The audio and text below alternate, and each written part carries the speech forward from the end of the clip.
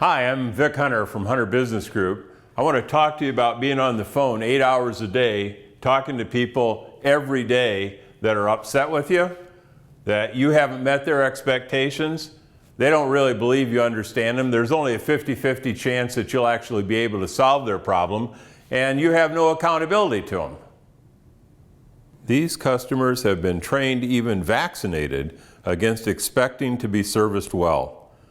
They begin with a loud voice, so I understand them. And half the time, I'll not solve their problem. Hold a gun to my head. Promise me a big bonus, Caribbean cruise, or that I can keep my job. Promise me anything. Fire me if you must, but I will never do that job, let alone thrive in customer service. I'm out the door. Now, I like people. I care about my family and the people I work with every day, but listening to people complain does not feed my spirit. You can't train me, coach me, incentivize me into excellence in customer service. It'll be frustrating to you and to me. Today in business to business, 30 to 50% of customer problems are not solved to satisfaction.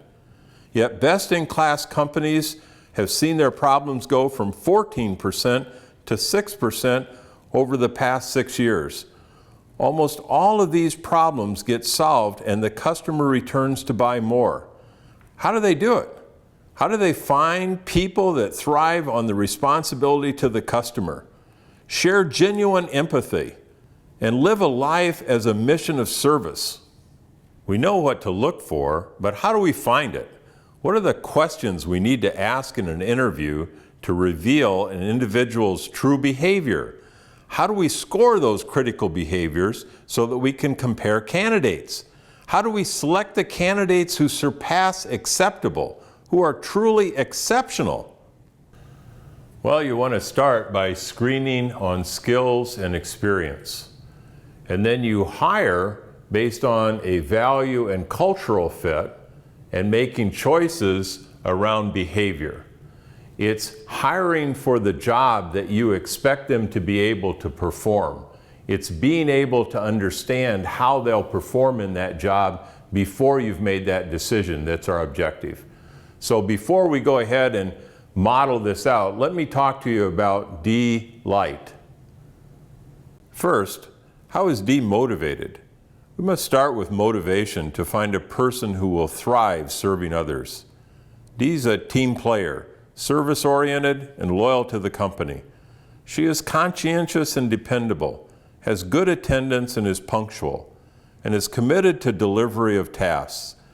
D is also a confident person, self-assured, seeks independence and recognition, and is driven to high levels of accomplishment. Second, how does D interact with others? She's a sensitive listener. She recognizes the role of human nature in business and is ready to reach out and comfort. Third, how does D think? She is skilled at self-appraisal. She can sort out the critical from the superfluous and then act appropriately. Finally, how does D act? She has high stamina and endurance. She works harder and smarter than most and stays focused on her work activities. D is an angel. She always has your back. She's not about drama. She's a person that really understands herself and understands purpose in life. Take a look at her office. Pictures of children, notes from customers, little figurines, cartoons, smiley faces. How do we keep our funnel full of candidates like D? Using your behavioral interview scorecard is the first step towards selecting these traits. Creating 2 or 4 questions for each behavior, with each question having predefined answers that score the fit of the response to the behavior. These are open-ended questions with no right or wrong answer. It's the fit to the behavioral answer that matches the role that allows you to score the candidate. Score your candidate across each behavior. Assess current competency and post scores to the scorecard for comparison. This may seem mechanical and process-driven. It is, and the staff will appreciate having a tool that gives them confidence and comfort in the interviewing process. The stress is gone from not remembering the details of that interview last week when I finish today's interview?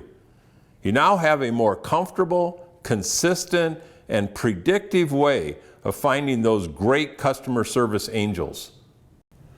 And this is the practice of behavioral interviewing. It's a disciplined approach to uncover behaviors, and those behaviors allow us to predict how a candidate will act when they're on the job. And that's how we find our angel in customer service. Now, if you're interested in some of these behaviors or the sheets and forms that we use to do this assessment, just drop me a note. If you want, I'll tell you the behaviors that are not skill trainable so you don't have to have any therapy. It's been great to introduce you to this approach to behavioral interviewing for customer service, an idea engine from Hunter Business Group.